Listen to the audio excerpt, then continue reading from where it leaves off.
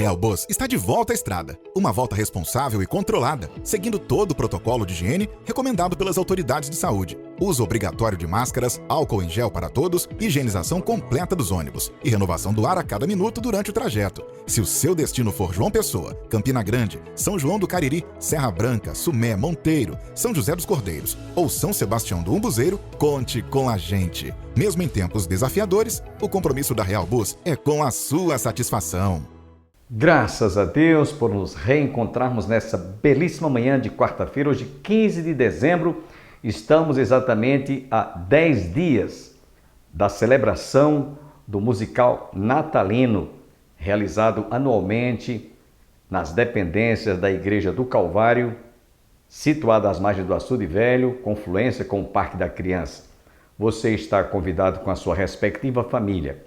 Venha ouvir e ver como tudo aconteceu, como foi o primeiro Natal, o nascimento do nosso Senhor e Salvador Jesus Cristo. Você vai voltar, através da história, a viver o passado contado no presente. Em nossos dias, esta festa natalina, uma das festas mais belas do nosso calendário, tem sido muitas vezes deturpada e o figurante Papai Noel tem roubado a cena do nascimento do Salvador, presente de Papai do Céu para toda a humanidade.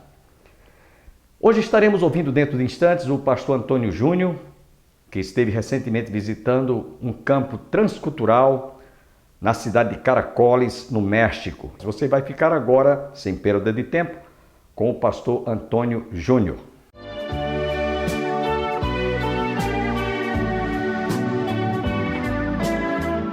João 13, 9 e 10, 2 versículos. E diz assim a palavra de Deus. Então Pedro lhe pediu: Senhor, não somente os pés, mas também as mãos e a cabeça. Declarou-lhe Jesus: quem já se banhou não necessita lavar senão os pés. Quanto ao mais, estás todo limpo. Ora, vós estáis limpos, mas não todos. Amém, irmãos? No final, eu vou dar um pequeno relatório sobre a nossa viagem. Deixa eu primeiro fazer a exposição desse texto de hoje. Eu queria que nós pudéssemos estudar, meditar, aprender sobre a dedicação ao Senhor de forma completa. Amém? Dedicação ao Senhor de forma completa. Não é a metade. Não é um terço, um sexto. É de forma completa. Porque Ele não salvou o seu pé. Ele não salvou a sua mão. Ele lhe salvou de forma completa. Então a nossa dedicação a Ele é de forma completa. Aleluia. Nós estamos nos aproximando do final do ano. Dezembro já dá a largada para que a gente fique pensando sobre essa questão de festas, de meditar, de fazer uma retrospecção, uma retrospectiva da nossa vida. Mas o fato é que festa de final de ano não tem registrado no Antigo Testamento. Nós não encontramos nenhuma referência a, principalmente, mudança do ano. Não se tem nenhum significado miraculoso na mudança de um ano para o outro. E ao que parece, os judeus, eles marcavam a passagem de um ano para o outro, que acontecia ali no primeiro dia do 7º mês, aparentemente, com uma convocação ao som de trombetas para uma reunião solene, onde eram oferecidos sacrifícios ao Senhor. Está registrado no livro de Levítico, capítulo 26, verso 23 ao verso 25, que diz assim: disse mais o Senhor a Moisés: fala aos filhos de Israel, dizendo: no mês 7º, ao primeiro do mês, tereis descanso solene, memorial, com sonidos de trombeta, santa convocação. Nenhuma obra servil fareis, mas trareis oferta queimadas ao Senhor. Em Números, capítulo 29, verso 1, nós vemos a seguinte menção. No primeiro dia do 7º mês, tereis santa convocação. Nenhuma obra servil fareis. Servos, dia do sonido de trombeta. Então, aparentemente aqui está uma convocação para justamente essa solenidade, esse momento de parar de trabalhar, de ter um feriado, digamos assim. Está registrado assim. Também, no Novo Testamento, né, nós também não vamos encontrar a menção dessa passagem de ano, ou de passagem de ano. Não se encontra absolutamente nenhum sinal de que os cristãos, especificamente, celebravam a passagem de ano. Mas tem uma reclamação de Paulo de que os crentes da Galácia, seguindo costumes judaicos, estavam guardando dias e meses e tempos e anos. Então, como pastor, eu entendo que os cultos e as festividades do final do ano, como que nós vamos viver, são expressões da cultura que está na sociedade e que os cristãos aproveitaram essa cultura e a oportunidade para fazer um balanço de suas vidas, esse balanço espiritual, um balanço de suas igrejas, um balanço dos seus propósitos, os alvos para o ano que chega. Então, isso meio que está massificado e a gente faz isso. Não é pecado. Não é pecado. Pelo fato de a Bíblia não mencionar passagem de ano, não indica ou não se diz que é pecado também nós festejarmos a passagem de ano. Desde que a gente tenha um princípio bíblico. E que princípio é esse? Culto. Culto. Nós temos que ter a nossa vida de adoração, de culto. Vamos festejar? Vamos, adorando o Senhor. Vamos festejar? Vamos, cultuando ao Senhor. Por isso, é lícito se reunir no Natal com a família. Por quê? Porque isso glorifica a Deus. Amém, irmãos? Por isso que a passagem de ano, quando nós nos reunimos com os nossos familiares e os nossos amigos, é lícito. Por quê? Porque é algo que agrada ao Senhor. Aí você pega tudo isso, então transforma isso em adoração no culto público. Agrada também ao Senhor. Amém? Mas como essa cultura já está impregnada, enraizada, principalmente aqui no Brasil, sobre essa questão da passagem de ano, das festas de finais de ano, que nos traz então uma reflexão do que fizemos e do que deixamos de fazer e do que nós vamos prometer a fazer, também achamos lícito pensar nisso. Por quê? Porque é sobre essa dedicação que nós vamos fazer então, das nossas vidas para Deus, que a gente então começa a refletir nesse final de ano. Porque uma coisa você vai chegar então a pensar e a concluir na sua vida. Eu deveria ter me dedicado mais. Eu vou dar um exemplo prático, bem prático. A gente está envolvido na obra do Senhor, amém, irmãos? A gente está envolvido ou num coral, ou no ministério de louvor. A gente está envolvido na diaconia, a gente está em vários e vários ministérios. E isso, irmãos, é uma expressão de adoração ao Senhor, o serviço do Senhor. Agrada a Ele. Mas, mais cedo ou mais tarde, aqui ou acolá, nós introduzimos no nosso coração, eu digo nós, porque todos nós passamos por isso, de dizer não à obra do Senhor, por causa de alguma incongruência com o irmão. A gente pega a obra do Senhor e desiste de fazer a obra do Senhor para atingir alguém. Já percebeu isso? Eu quero atingir o pastor Bosco. Então vou deixar ele se virar. Eu quero atingir a Diego. Te vira aí. Vou deixar de fazer as coisas que eu estou fazendo. Não é assim, irmãos? Não é assim no nosso coração? É assim. Por isso que eu queria tratar essa noite sobre essa questão da dedicação total. Porque você está dedicando a sua vida e a sua obra, não é para o pastor Bosco, não é para Diego, não é para mim, não é para a irmã Aurizete, é para Deus. Mesmo que nós sejamos beneficiados, mesmo que eu seja beneficiado com isso, mas a obra é de Deus, é para Deus. E quando eu desisto da obra de Deus, há consequências pesadíssimas espirituais na minha vida. Eu não sei o que é, mas há, porque a palavra revela.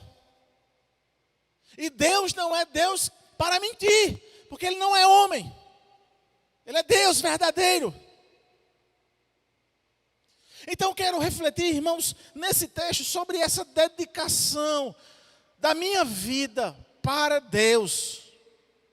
E o texto em tela, ele revela um momento em que Deus está com os discípulos antes da ceia. Momento das últimas lições com o mestre.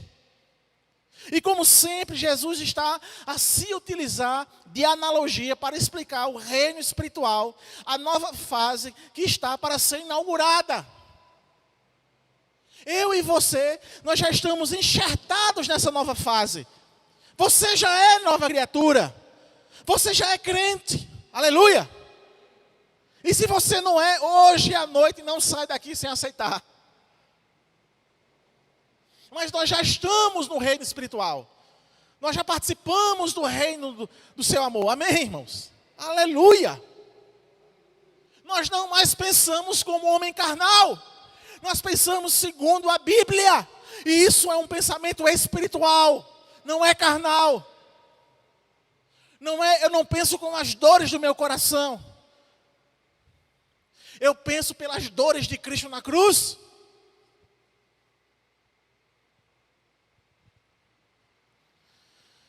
Então o texto ele nos remete ao efeito do lavar regenerador, da posição de santidade que Deus recebe às pessoas que estão em Cristo. E também da necessidade da pessoa lavada ainda continuar se lavando continuamente. Então a dedicação prática ao Senhor é o tema que eu quero junto com vocês refletir nesta noite.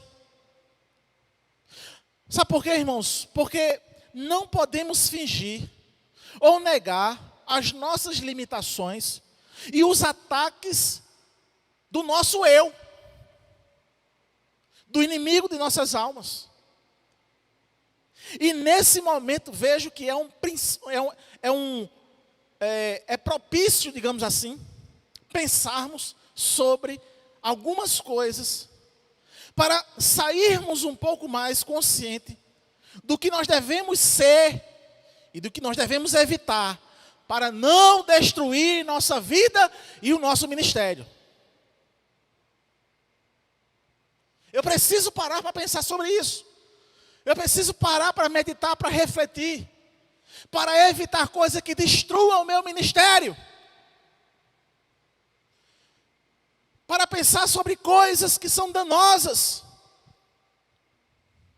que podem destruir a minha vida. E eu penso, irmãos, que algo que pode destruir as nossas vidas e o nosso ministério é nós virarmos as costas para Deus por causa de outra pessoa. Não há justificativa.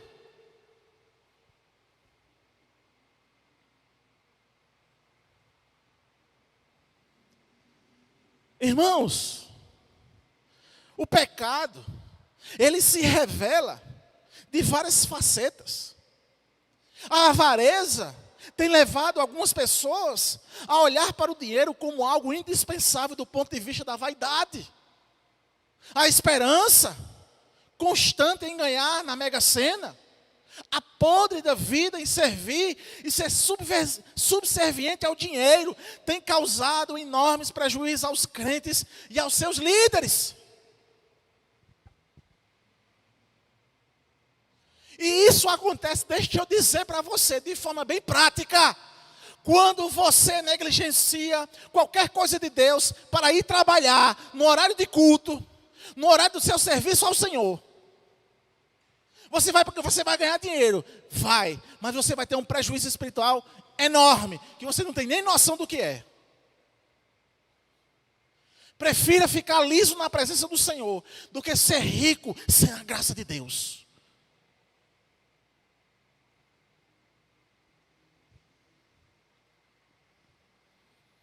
Sabe por quê, irmãos? Porque quando você vai com essa carreira desenfreada atrás do dinheiro, a pessoa se torna cobiçosa, pautando sempre a vida em possuir aquilo que é do outro. Estamos subjugados às plataformas da cobiça, até mesmo de ter uma casa maior, um melhor carro, a roupa mais cara, e etc, etc. Vida de cobiçoso. Não tem contentamento com absolutamente nada. E por isso tem que negligenciar a igreja e o serviço do Senhor para ganhar mais dinheiro. Havia um casal atuante na igreja, líder de missão. A igreja cresceu com esse casal. O ministério missionário da igreja explodiu com esse casal. Trabalhos eram abertos pela força do trabalho desse casal. Eles eram dedicados à igreja, ao serviço do Senhor. Mas um dia chegou o coração de colocar um negócio.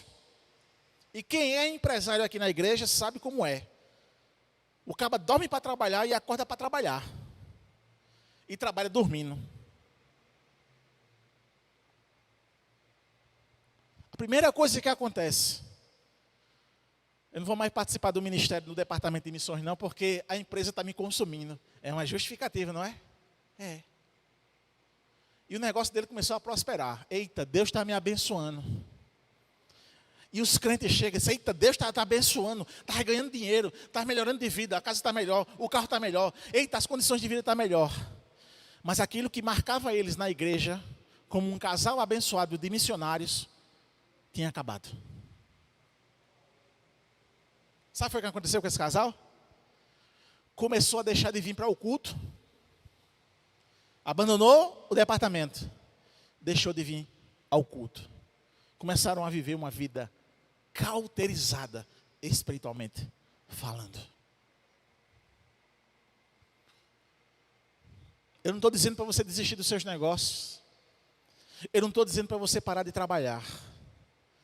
Eu estou dizendo que Jesus quer você de forma total. E não venham confundir as coisas.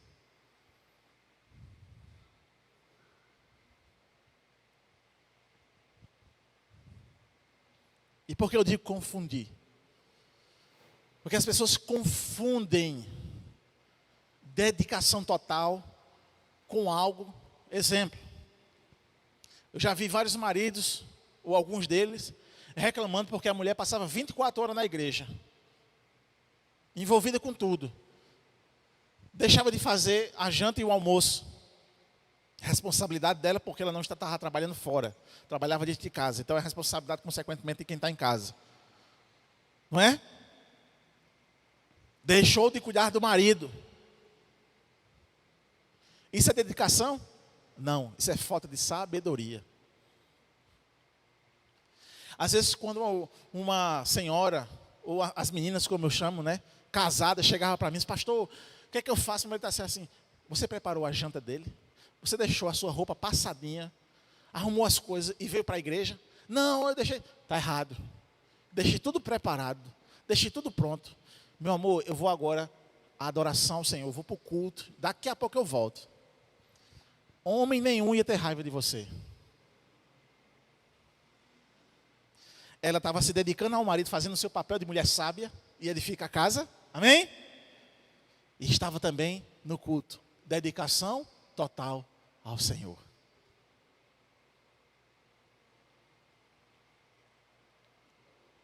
Mas o problema da vaidade, da cobiça e dessa busca desenfreada do dinheiro, quando menos se espera, essa pessoa está mergulhada na vaidade. Nunca vai estar contente com as conquistas do outro. Vai sempre desejar que o outro nunca tenha nada, para que possam ser maior e mais bem-quisto do que a outra pessoa. E isso, infelizmente, acontece no ministério. Eu já ouvi pessoas dando conselho para você frear o ministério para que a outra pessoa não tenha ciúmes. Quem está errado é quem tem ciúmes. É quem é vaidoso nas coisas do Senhor. Não é quem está trabalhando. Não é quem está servindo. E toda vez que essa pessoa vaidosa trabalha dessa forma, ela vai cair em outro pecado. Uma vez que eu tenho a minha esperança em Deus, uma vez que eu consigo viver em contentamento, eu não sou mais cobiçoso e nem mais invejoso. Eu luto contra a cobiça e contra a inveja. E aí traz-se para mim um contentamento. Eu começo a ter uma vida ativa em Deus. Vamos trabalhar, vamos semear. Nós somos os primeiros a criticar os outros, mas vejo a necessidade urgente, minha e sua, de nos criticar e ver se há em nós alguma coisa que impede a minha caminhada e a caminhada do próximo. A igreja não é uma corrida de promoção. A igreja não é uma corrida para que eu derrube o outro. A igreja não é, nem a igreja aqui local e nem as igrejas co-irmãs. Não há rivalidade. Há espaço para todos. E é ridículo quando nós estamos disputando com outra igreja. Ridículo. É essa a expressão.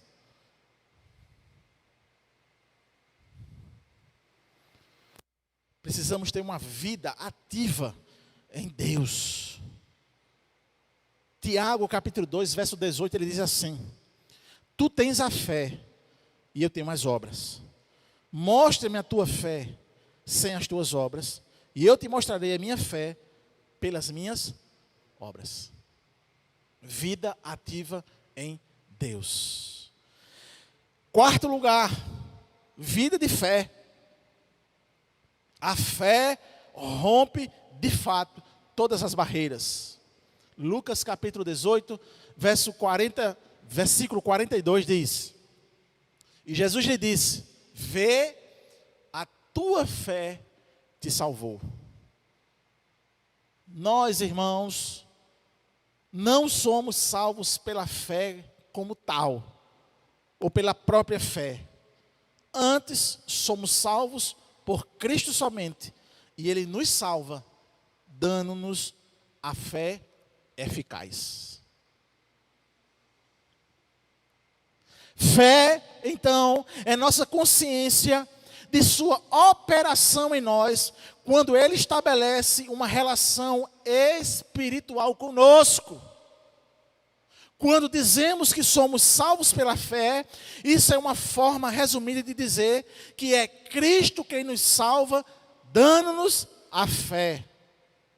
E a questão é posta dessa forma para fazer um contraste contra a visão que somos nós que salvamos a nós mesmos pelos nossos próprios méritos, pelas nossas própria obra, pelo aquilo que fazemos para que Deus venha a gostar de nós.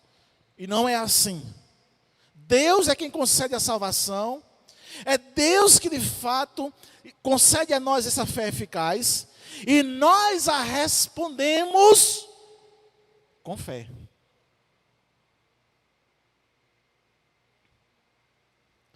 O dom da justiça é dado a cada um que confessar o nome de Jesus como Salvador. Amém? O dom da salvação é concedido, o dom da justiça é concedido a todos aqueles que confessar Cristo Jesus seu Salvador. Portanto, se você crê em Jesus Cristo,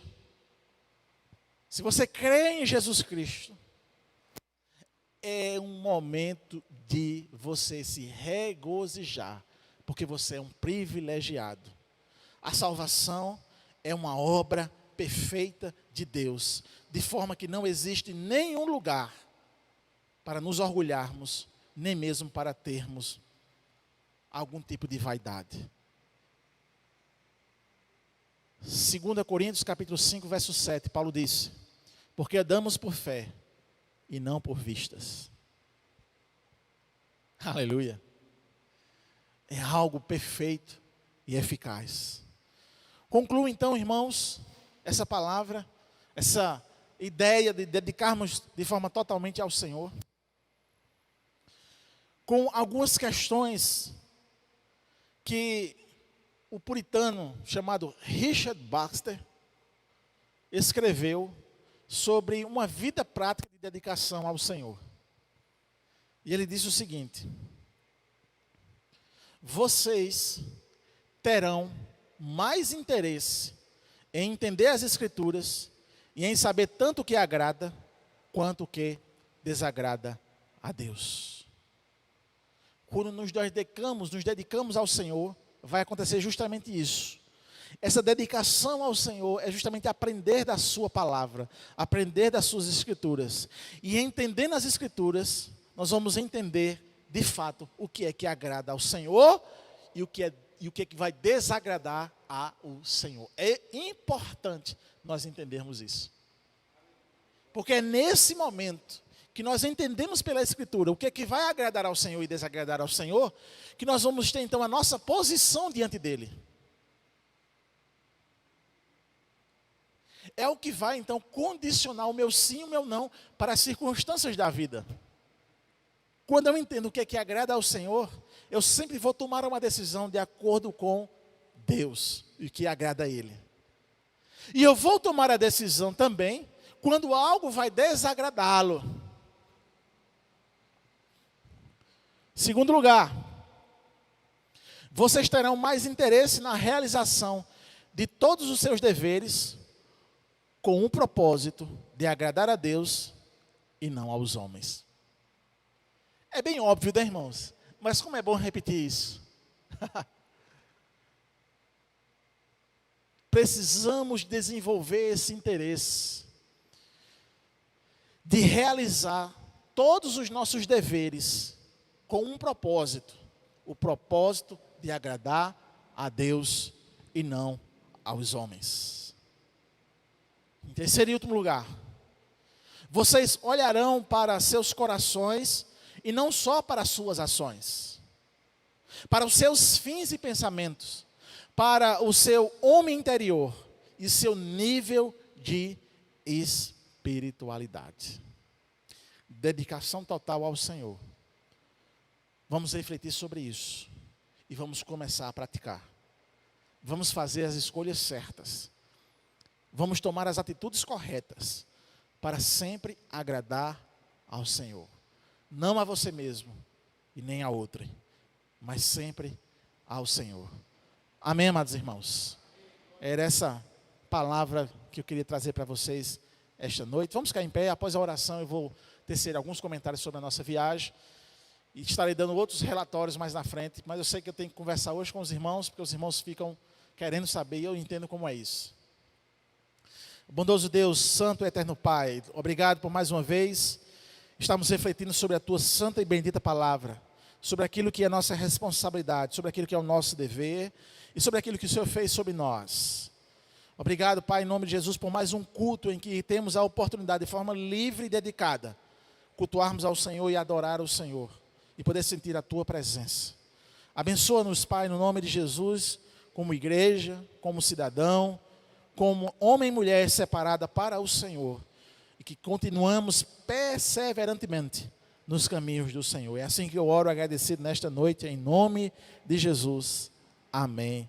Espero que você tenha sido profundamente abençoado. Nós vamos encerrar o nosso programa ouvindo a cantora Denise, louvando a Deus com a sua voz melodiosa. E até amanhã, se Deus assim nos permitir. Amém. Se em teu viver existe um vazio, e se não podes cantar como os que cantam para Jesus, não te detenhas, não chores, meu amigo.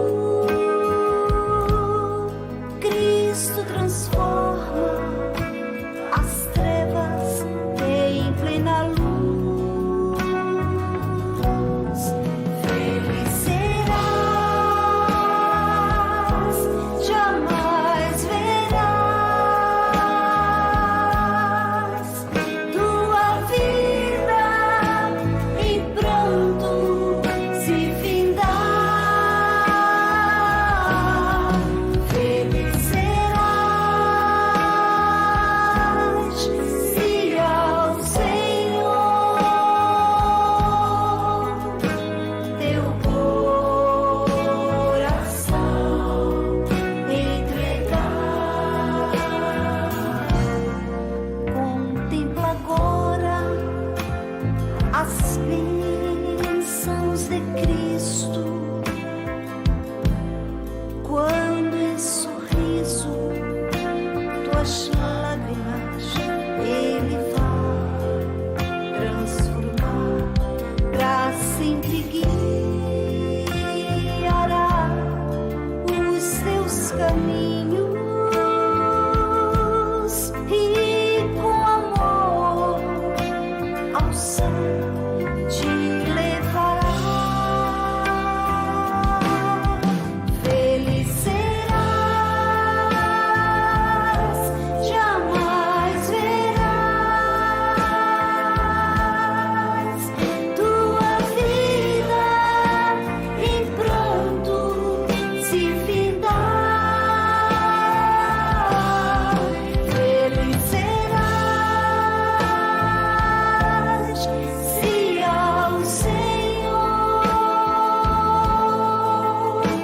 teu coração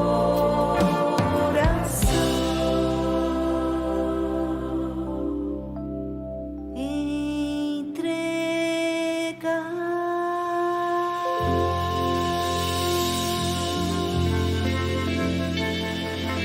Aleluia.